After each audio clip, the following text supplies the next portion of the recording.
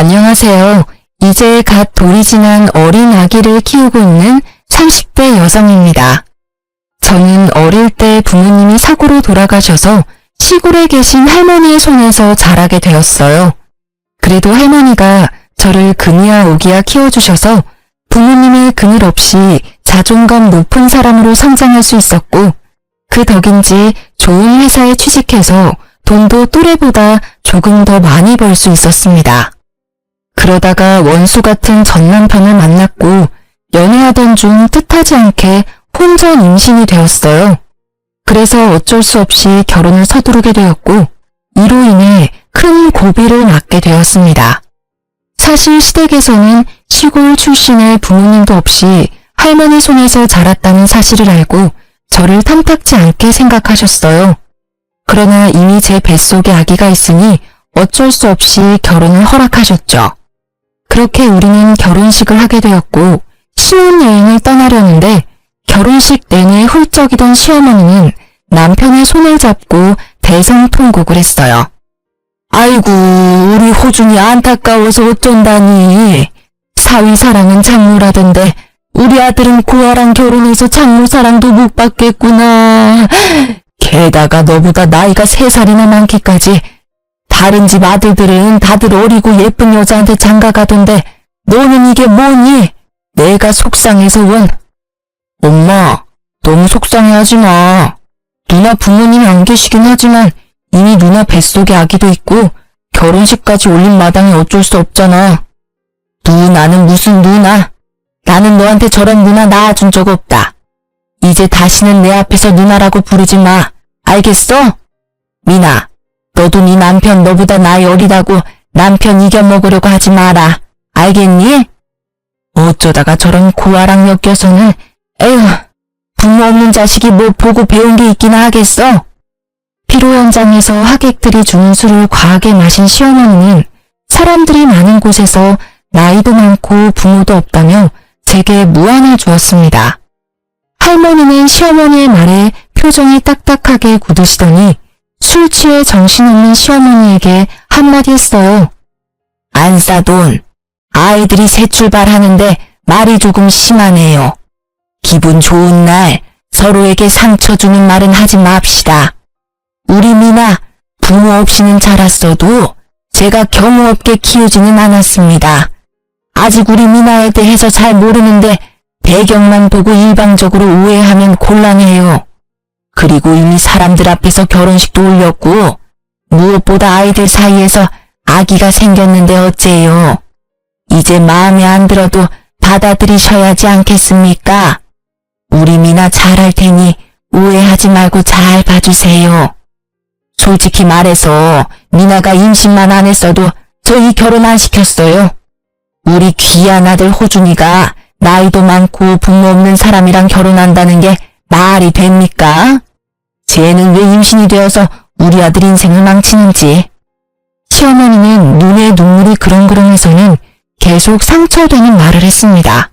할머니 역시 시어머니의 말에 참지 못하고 화를 내려던 찰나 시아버지가 할머니께 허리를 숙이며 정중히 사과했어요. 사돈 어르신, 안사람이 오늘 과음해서 말 실수하네요. 죄송합니다.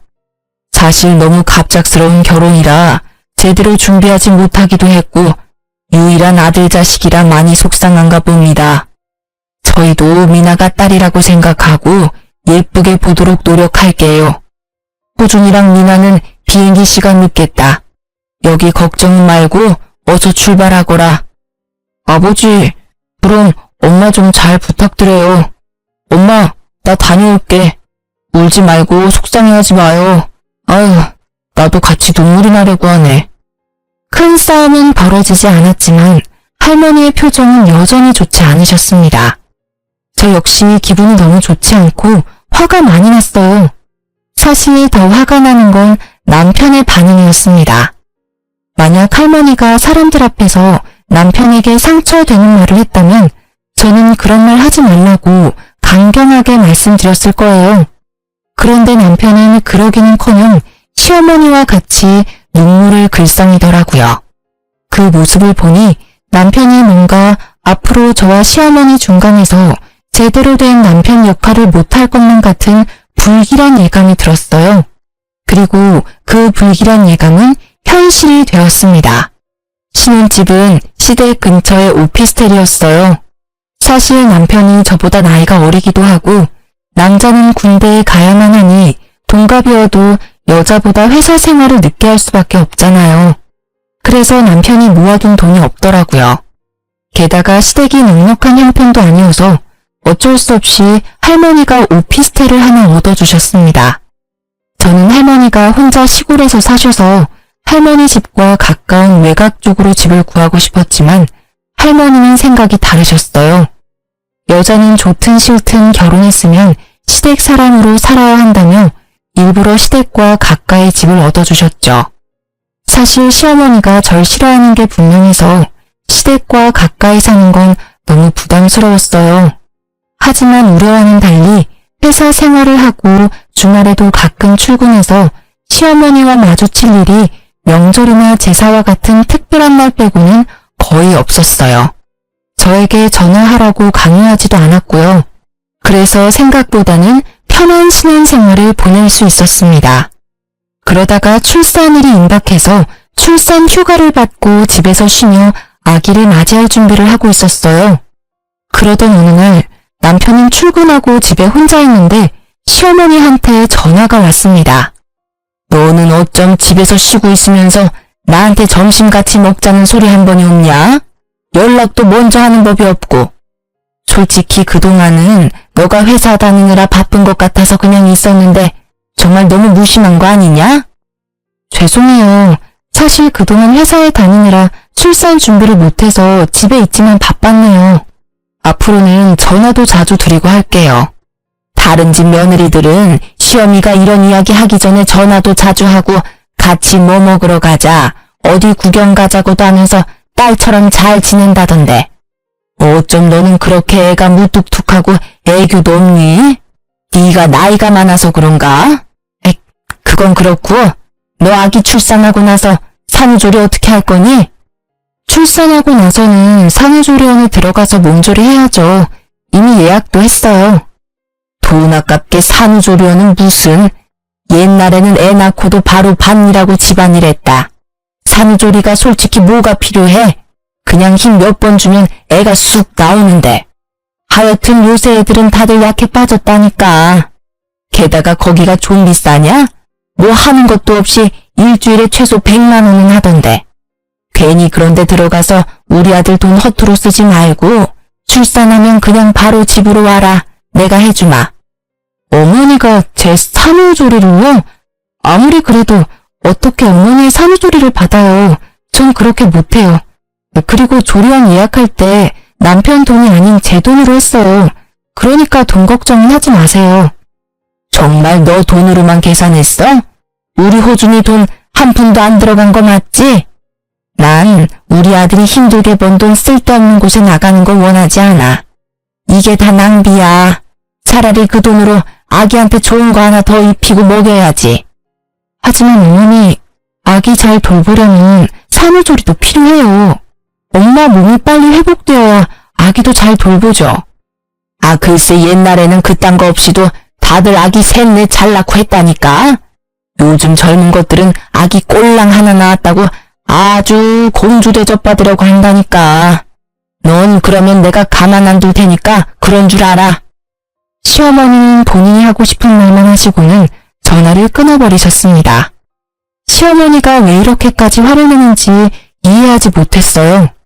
남편 돈으로 산후조리원을 예약한 것도 아니고 제가 번 돈으로 하겠다는데 뭐가 문제입니까? 그냥 괜히 그러시는 것으로 생각하고 저는 아기를 만날 준비에 들떠 있었어요. 그렇게 일주일 정도가 지났을까요? 집에 있는데 엄청난 진통이 오기 시작했고 자연분만으로 아기를 낳으려다가 실패하고 응급수술로 아기를 낳게 되었습니다.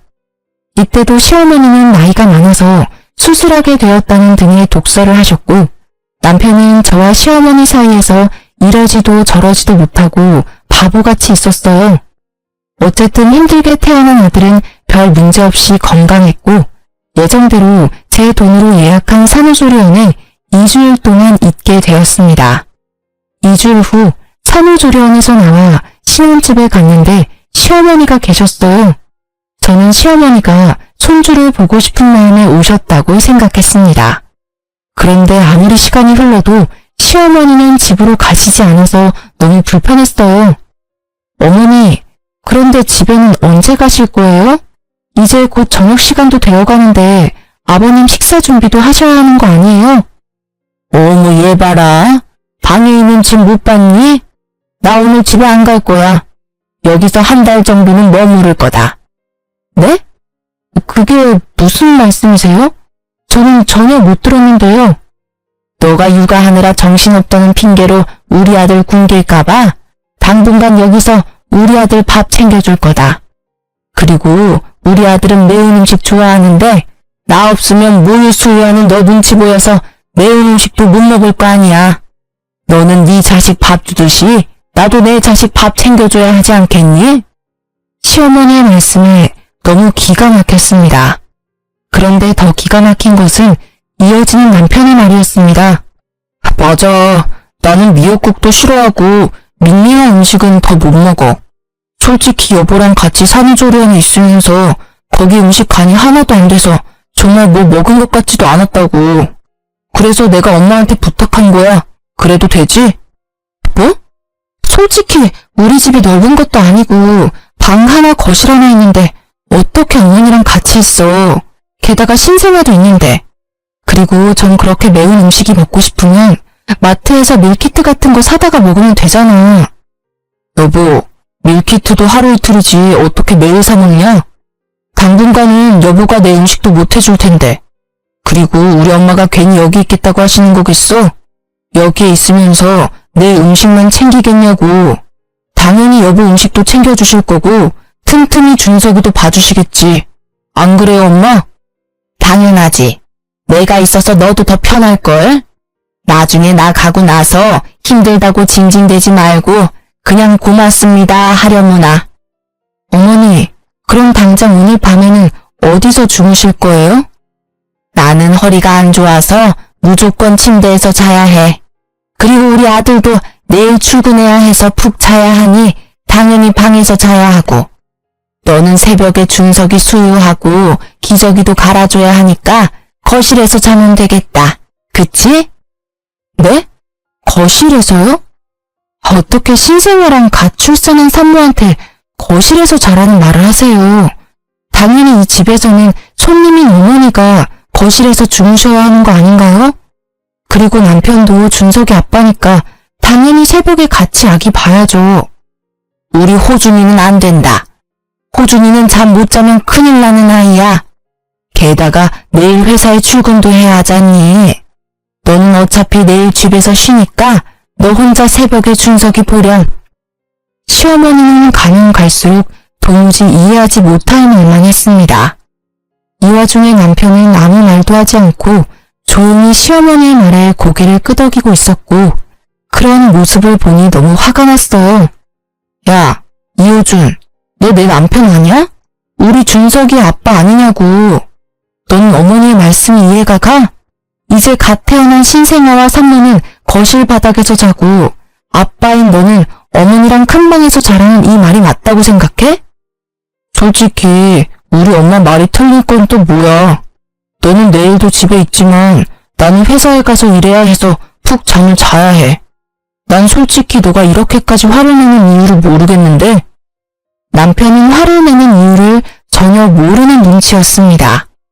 정말 말을 하면 할수록 저만 나쁘고 이상하고 예민한 사람이 되는 것 같았죠.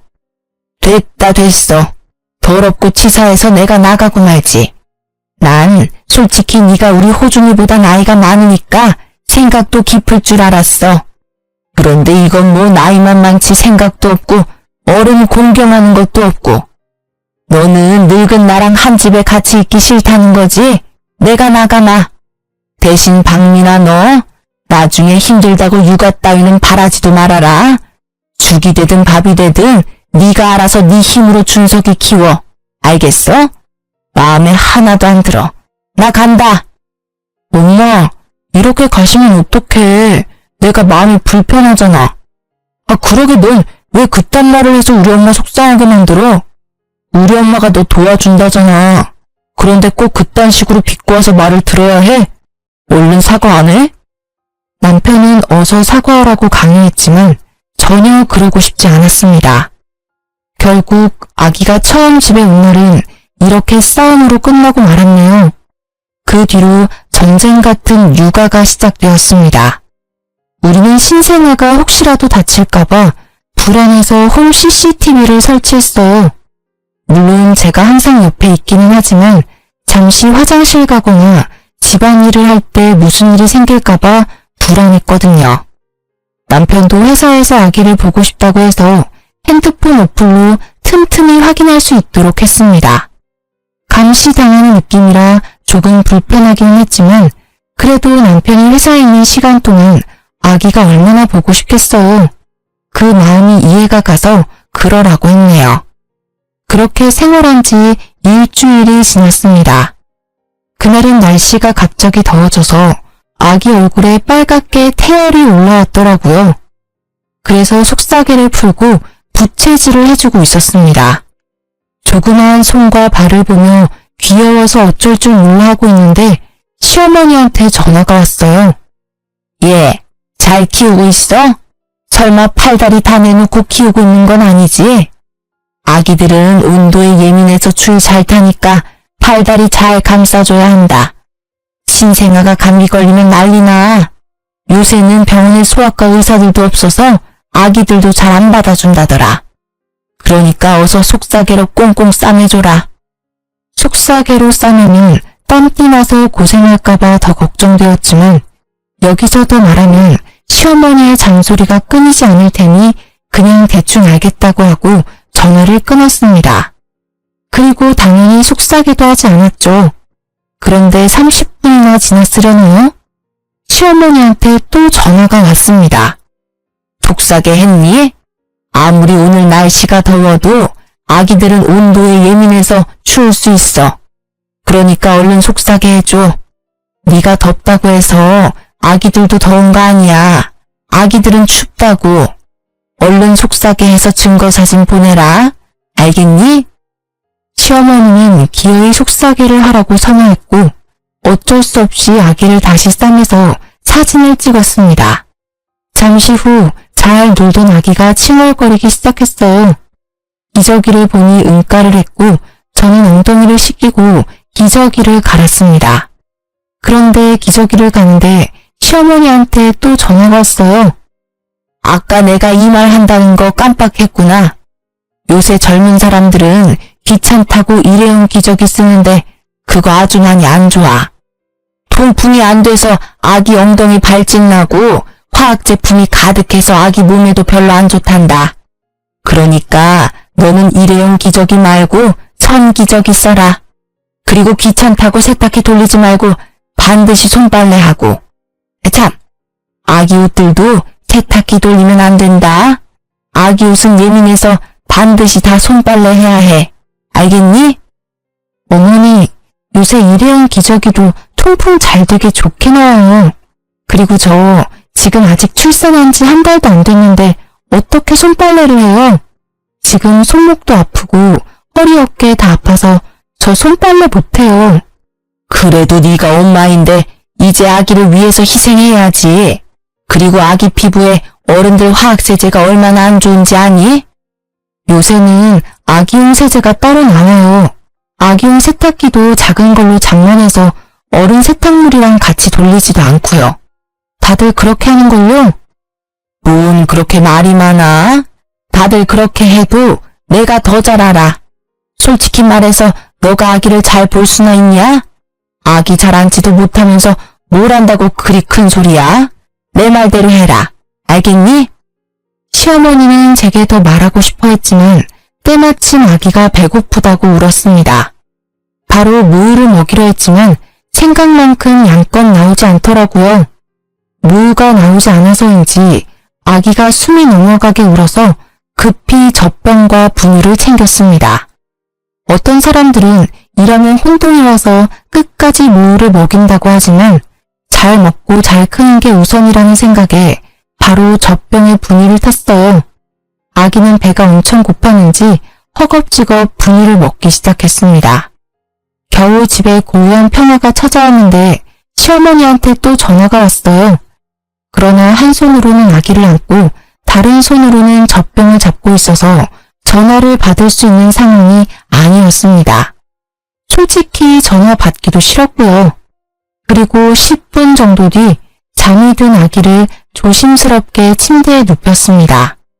저도 잠시 옆에서 쉬려는데 또 시어머니한테 전화가 왔어요. 너 모유 안 나온다고 분유 먹이는 거 아니지? 사람은 사람 젖을 먹어야지 소젖 먹으면 안 된다. 소젖 먹으면 애가 멍청해져. 성격도 포악해지고 말이야. 안 그래도 우리 손주 엄마 잘못 만나서 자연분만 못하고 수술해서 남들보다 뒤처질 텐데 더 뒤처지게 하면 되겠니? 절대 분유 먹이지 말고 모유 먹여라. 모유 잘 나오면 당연히 모유 먹이겠지만 모유가 안 나오는데 어떻게 먹여요? 어른들처럼 밥을 못 먹으면 빵이나 다른 걸 먹을 수 있는 것도 아닌데 모유 안 나온다고 굶길 수는 없잖아요. 애가 나이만 들어서 모유도 안 나오고 몸도 부실하고 우리 손주 걱정돼서 내가 가만히 있을 수가 있나? 어머니 손주이기도 하지만 제 아들이기도 해요. 저도 잘 키우려고 노력하고 있으니까 너무 걱정하지 마세요. 네가 뭘 안다고 노력은 아기 잘 안지도 못하면서. 아무튼 이제 모유 먹이도록 해. 시어머니는 수시로 전화해서 사사건건 잔소리를 늘어놓았죠. 그런데 곰곰이 생각해보니 뭔가 이상했습니다. 속삭이를 푼 순간, 기저귀를 간 순간, 분유를 먹인 순간마다 기가 막힌 타이밍으로 전화가 왔잖아요. 마치 저를 지켜보고 있던 것처럼요. 이상하고 찜찜한 마음이 들기는 했으나 그냥 우연이겠지 생각하고 말았습니다. 아기가 낮잠 잘 동안 머리를 식히기 위해 TV를 켰어요. 그런데 TV를 켜자마자 시어머니한테 또 전화가 왔습니다. 예, 잔다고 TV 켜지 마라. TV에서 전자파 나와서 애 머리 나빠진다. 어머님, 어떻게 제가 TV를 켜는 순간 전화하셨어요? 혹시 저 감시하세요? 내가 뭘 너를 본다고 그러니? 아니야. 너가 뭐가 이쁘다고 내가 널 종일 보고 앉았니? 내가 그렇게 할 일 없는 사람인 줄 알아? 그냥 우연인 거겠지. 아무튼 TV 켜지 마. 그렇게 따지면 핸드폰에도 전자파 많이 나와요. TV보다 핸드폰 전자파로 더 머리 나빠질 것 같아서 저 전화 꺼놓을 테니 이제 전화하지 마세요. 저는 바로 핸드폰을 꺼버렸습니다. 그런데 아무리 생각해도 시어머니가 전화하시는 타이밍이 이상했어요. 아무래도 시어머니가 보고 있는 것 같았고 그날 저녁 퇴근한 남편에게 혹시나 하는 마음을 물어봤습니다. 내가 진짜 혹시나 하는 마음으로 물어보는데 혹시 저 카메라 영상을 어머니도 보실 수 있어? 제 말에 남편은 깜짝 놀라는 표정을 지었습니다. 그걸 어떻게 알았어? 이 반응은 뭐야? 그럼 계속 어머니가 내가 이 집에서 뭐하고 있는지 다 보고 계셨던 거야? 아니, 그걸 어떻게 알았냐고. 아기 속삭이 푸는 순간, 기저귀 가는 순간, 분유 먹이는 순간 시어머니한테 전화 오더라. 이거 하지 말아라, 저거 하라 하면서 사사건건 전화로 잔소리해 대셨어. 와, 정말 소름 끼친다. 어쩜 그래? 엄마가 매일 보고 싶으시다잖아. 그런데 엄마가 집에 매일 온다 그러면 누나가 싫어할 거 아니야. 어차피 나도 보는 중인데 엄마도 같이 보게 해드렸지. 그럼 안 돼? 만약에 우리 할머니가 너 보고 싶다고 너네 회사랑 집에 CCTV 설치하고 계속 보고 있다면 너는 기분 좋겠냐? 어머니한테 당장 어플 지우라고 해야겠다. 나는 그런 감시당하면서는 못 살아. 저는 시어머니한테 전화를 걸었고 남편은 왜 굳이 그렇게까지 해야 하냐며 제 전화를 빼앗으려 했습니다. 그러나 마치 기다렸다는 듯이 바로 받더라고요. 어머니, 그동안 CCTV로 저랑 아기 다 지켜보고 계셨죠? 지금 저와 남편이 싸우는 모습도 다 보고 계셨겠네요. 전 그렇게 감시당하는 기분으로 못 삽니다. 당장 그 어플 삭제하세요. 네가 뭔데 내 핸드폰 어플을 지워라 말아야. 그래, 내가 그동안 너 집에 있는 동안 몰래 보긴 봤다. 그런데 내가 뭐 보고 싶어서 본 줄 알아? 너 신생아 처음 본다며. 아기를 제대로 안지도 못하는 네가 혹시 준석이 다치게 할까봐 걱정되고 불안해서 내가 봤다. 혹시라도 잘못되면 당장 달려가려고. 나는 앞으로도 이걸로 너 계속 볼 거다. 우리 손주 잘 키우는지 계속 감시할 거라고. 아무리 윗사람이어도 저를 그동안 그렇게 몰래 훔쳐봤으면 먼저 미안하다는 사과부터 해야 하는 거 아닌가요? 그러나 오히려 적반하장으로 저에게 화를 내셨습니다. 저 역시 가만히 있을 수 없었죠. 어머니, 이렇게 몰래 훔쳐보는 것도 불법이에요. 만약에 저희 할머니가 남편 보고 싶다고 이 집에 몰래 CCTV 설치해서 보면 어머니 기분 좋으시겠어요? 나이만 처먹었지 할머니 손에서 자란 네가 아기를 어떻게 키우니? 보나마나 그 깡촌에서 막 키웠을 텐데. 게다가 부모가 있던 것도 아니고. 이렇게 나이 많은 어른한테 말을 막 하는 거 보면 심성도 고약한데 네가 손주한테 무슨 해코지를 할지 어떻게 알아? 난 너 못 믿는다. 네가 부모 있는 집에서 바르게 잘 자랐으면 나도 이렇게 시간 낭비해가며 오지랖 안 부려. 아무리 그래도 전 매 순간을 감시당하며 살 수는 없겠네요. 어플 삭제 안 하시면 저 이 집에서 못 삽니다. 뭐 그럼 네가 이혼이라도 하겠다는 거냐? 그럼요. 못할 것도 없죠. 계속 이런 식으로 나오시면 저 이혼하겠습니다. 그래 아세요. 전화 끊습니다. 남편은 이 타이밍에도 제가 화낸 이유를 전혀 알지 못했습니다. 우리 엄마가 혹시라도 준석이가 아프거나 하면 바로 달려와서 너 도와주려고 그러는 건데 너무하는 거 아니야? 어쩜 이렇게 우리 엄마의 마음을 몰라? 네 생각만 해. 너같이 시어머니를 우습게 하는 사람은 아마 세상 천지에 없을 거다. 참나. 그럼 나도 할머니한테 CCTV 보게 해도 되는 거지? 우리 할머니도 준석이 보고 싶으실 텐데 그렇게 하자. 아주 그냥 우리 이 집에서 밥 먹고 자고 쉬는 매 순간 다 할머니며 시댁에 다 공유하자. 그럼 됐냐? 어? 서로를 이해하지 못하며 계속 싸웠고 언성은 점점 높아져만 갔어요. 한창 싸우고 있는데 시어머니가 또 전화했습니다. 그만 싸워. 그래, 내가 네 뜻대로 어플 지웠다. 그러니까 우리 아들 그만 잡으라고. 제가 어떻게 믿어요? 솔직히 지웠다고 말하고 안 지우면 되는 것 아닌가요? 지금이라도 가서 내가 어플 삭제한 거 보여주랴? 지금 가? 아니요. 어머니께서 지우셨다니 뭐 믿어야죠. 만약이라도 저 몰래 계속 보고 계시면 저 준석이 데리고 바로 이혼하겠습니다. 일단 어플을 삭제시켰지만 그 뒤로도 시어머니와 남편에 대한 불신과 미움이 가득 남아있었습니다. 하지만 시아버지와는 사이가 좋았어요. 시아버지는 항상 제게 아들을 낳아줘서 고맙다고 표현해주시는 유일한 분이세요. 사실 시아버지는 상가에서 경비 일을 하고 계셨지만 벌이가 좋은 편은 아니었어요. 두 분이 사치스러운 생활을 하시지 않았지만 요새 같은 고물가 시대에 경비 일로는 먹고 살기가 쉽지 않더라고요. 그래서 결혼 후 시댁에 100만 원씩 용돈을 보내드리기로 했었습니다.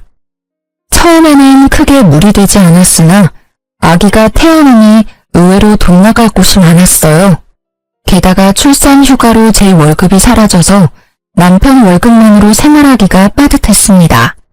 그래서 한 푼이라도 아끼고자 시댁에 용돈 주는 걸 줄이자고 말했어요. 여보, 우리 시댁에 용돈 줄여야 할 것 같아. 휴직 중이기는 하지만 지금 내 월급이 많이 줄어서 생활비가 반으로 줄었고 준석이 앞으로 나가는 돈도 많아서 매달 100만 원은 너무 무리야. 아, 뭐? 어떻게 그런 소리를 해? 야, 원래 자식은 결혼하면 부모님한테 효도해야 하는 거야. 너무한 거 아니야? 남편은 불같이 화를 내더군요. 용돈을 아예 없애겠다는 것도 아니고 형편에 맞게 줄이자는 게 이렇게까지 화를 낼 일인가 싶었습니다. 내가 언제 용돈 안 드리겠대? 그냥 줄이자고. 아니, 그러면 아예 우리 할머니한테도 똑같이 100만 원 보내. 솔직히 그동안 시댁은 형편 어려워서 매번 용돈 보냈는데 우리 할머니한테는 한 번도 용돈 보낸 적 없잖아. 뭐라는 거야? 할머니는 농사로 계속 돈을 버시고 계시잖아.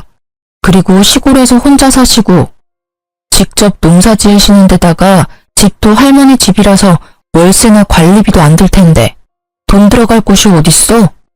반대로 우리 집은 아버지만 일하시니 얼마나 힘들겠냐? 넌 우리 집은 생각 안 하냐?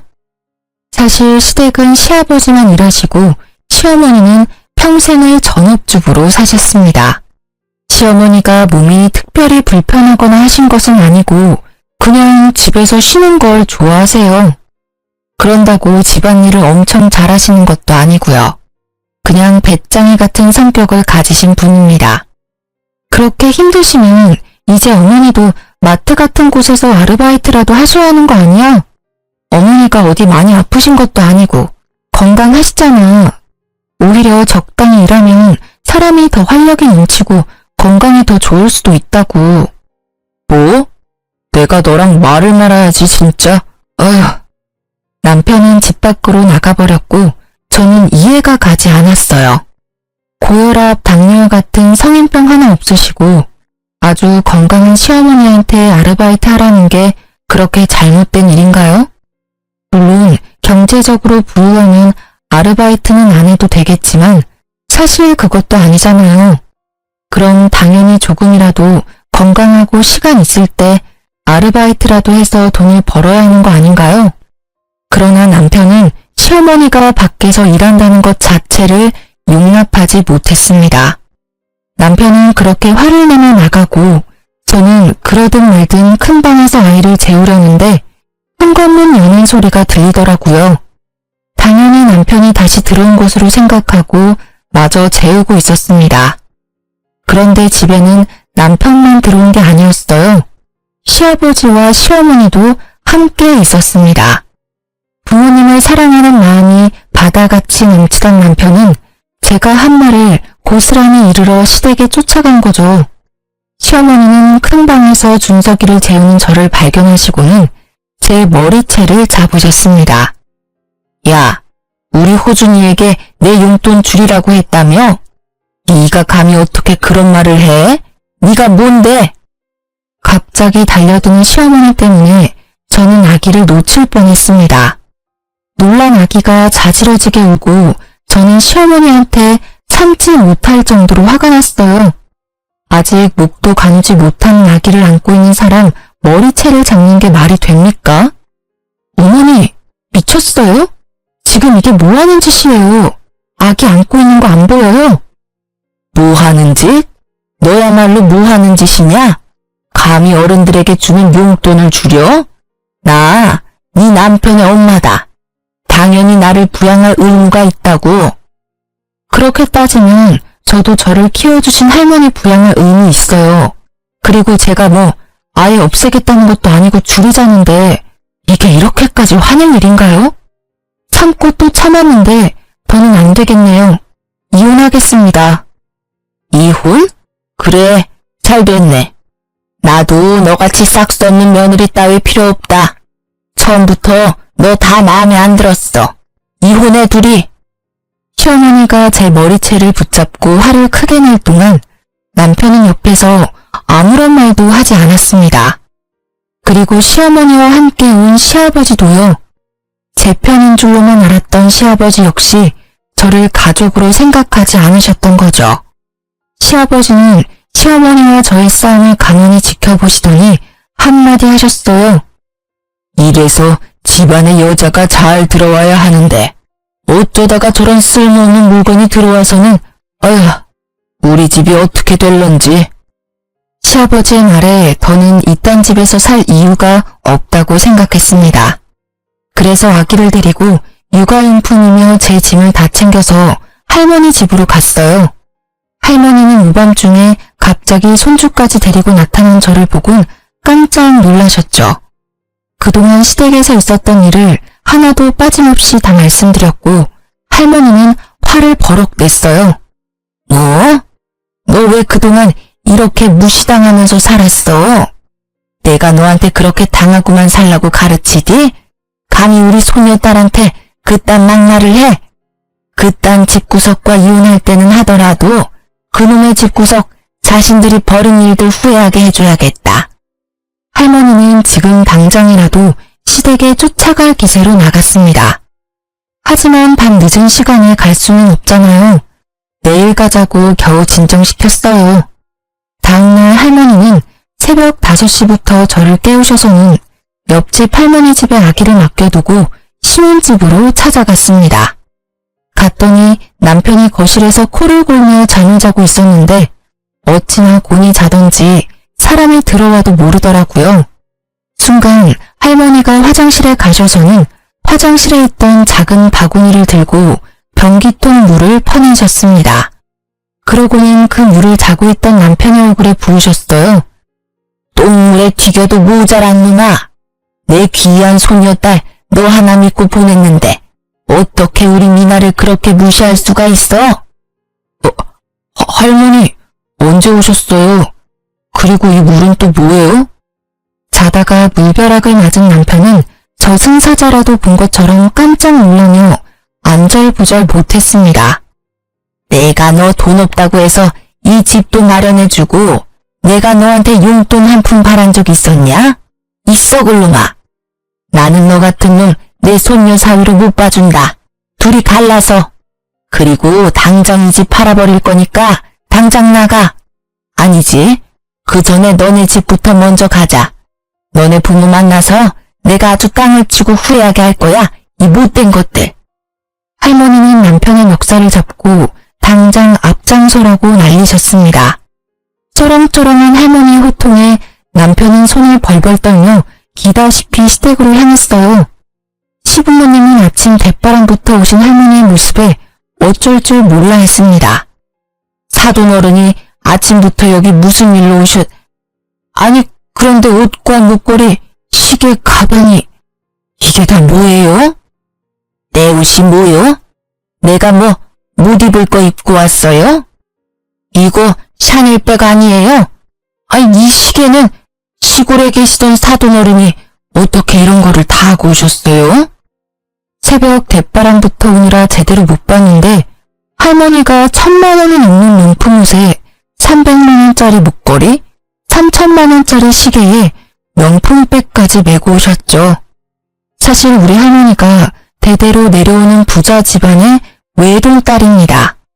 시골에서 살기는 했지만 덕분에 전 부유하게 자랐어요. 그러나 할머니는 돈 있다고 떠벌리고 다니면 골치 아플 일만 생긴다면서 보유재산을 주변 그 누구에게도 말하고 다니지 않으셨어요. 시골에서는 항상 몸빼바지만 입고 다니셨고 명품 옷은 몇 벌 있긴 하지만 거의 꺼내 입지 않으셨습니다. 그랬던 할머니가 갑자기 명품을 휘감고 오셨으니 시댁에서는 얼마나 놀랐겠어요. 할머니의 모습에 입도 못 다물고 있었고 할머니는 그런 시부모님께 한 소리 했습니다. 이봐요. 시골에 산다고 사람 우습게 보지 마요. 시골에 살아도 내가 당신들보다 훨씬 더 돈도 많고 능력이 있다고. 할머니가 시부모님께 더 뭐라고 말을 하려고 했는데 남편이 갑자기 할머니의 손을 잡았습니다.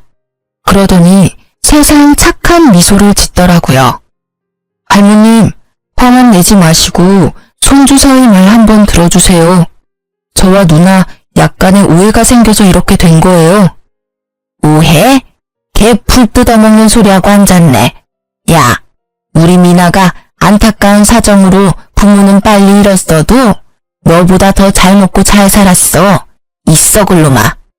우리 미나가 내가 죽으면 물려받을 재산이 100억이야 이놈들아. 1억도 없는 거지 같은 집안에서 어디 우리 집을 무시해? 난 거지들과 사돈 못 맺으니 빨리 도장 찍어. 할머니의 말에 남편은 무릎까지 꿇었습니다. 할머니, 제가 나이가 어려서 생각이 짧았습니다. 부디 노여움 푸시고 헛소리 집어치우고 당장 내 집에서 나가. 너네 신혼집 내가 사준 거 알지? 딱 하루 준다. 안 나가면 그 집에 있는 네 물건들 다 던져버리고 아주 박살 내버릴 테니까 그런 줄 알아. 어차피 살 날도 얼마 안 남았는데 이참에 뉴스 한번 나오지 뭐. 결국 남편은 신혼집에서 쫓겨났고 저는 바로 이혼하자고 했습니다. 그런데 할머니 재산이 탐이 났는지 합의를 해주지 않더라고요. 그러나 남편 놈과는 하루도 같이 붙어있을 자신이 없는 저는 일단 아이를 데리고 할머니 집으로 들어갔습니다. 그러던 어느 날 시부모님이 할머니 집까지 찾아왔어요. 두 분은 할머니를 보자마자 무릎까지 꿇으시더니 조심스럽게 입을 열기 시작했습니다. 사돈 어르신, 정말 죄송합니다. 제가 아들 자식이 하나뿐이라 오냐오냐 키워서 이렇게 되었네요. 제가 아들 자식 잘 단독시키고 미나에게도 진심으로 사과할 테니 제발 우리 아들 받아주시면 안 될까요? 그쪽은 이미 글러먹었어. 이 상황에서도 아들 탓을 하는 게 제대로 된 부모인가? 참된 부모는 자식의 잘못도 다 안고 가는 사람일세. 나는 돈이 없는 사람은 괜찮아도 인성이 글러먹은 사람은 절대 용납 못해. 그래서 인성이 거지 같은 당신네가 우리 손녀딸의 시부모가 되는 꼴 절대 못 봐. 당신들 밑에서 자란 아들도 마찬가지겠지. 할머니의 단호한 말씀에 시아버지는 안절부절 못하며 어떻게든 할머니의 마음을 돌리려고 하셨습니다. 어르신, 제 안사람과 아들 녀석 때문에 화가 많이 나셨죠? 이게 다 집안관리 제대로 못한 가장인 제 잘못입니다. 그러니 저만 탓하시고 우리 가족들 용서해 주시면 안 될까요? 웃기는 소리 하지 말게나. 아무리 돈이 없어도 인성이 훌륭한 사람은 많아. 당신들은 돈이 없어서 사람 관리 못한 게 아니라 그냥 원래 인성 자체가 거지 같은 사람들이야. 나는 이제 우리 미나 당신들에게 못 맡기겠네. 아이고 어르신, 제가 다 잘못했어요. 그러니 제발 노여움 푸시고 한 번만 기회를 주세요. 기회는 사람 같은 사람들에게나 주는 거지 당신 같은 사람들에게 주는 게 아니야. 나는 이제 당신네들과 더는 할 말 없으니 나가. 지금 안 나가면 경찰 부를 거요. 할머니의 일인장에도 시부모님은 나갈 기색이 없다가 할머니가 정말 핸드폰을 들어 112를 누르는 걸 보여주자 그제야 나갔습니다. 이후로 할머니는 오피스텔을 팔아버렸어요. 그리고 저는 돌도 지나지 않은 어린 아들을 키우는 이혼녀가 되어버렸죠. 아들에게 온전한 가정을 주지 못한 게 안타깝기는 하지만 제 선택에 후회는 없습니다. 아마 앞으로도 제 인생에 결혼이라는 선택지는 없는 것 같네요. 하지만 아빠의 빈자리가 느껴지지 않도록 최선을 다해 키우겠습니다. 저희 할머니가 저에게 그랬던 것처럼요. 우리 아들이 배가 고픈지 칭얼대기 시작하네요. 전 이제 이야기를 마무리 지어야 할 것 같습니다. 지금까지 저의 이야기 들어주셔서 감사합니다.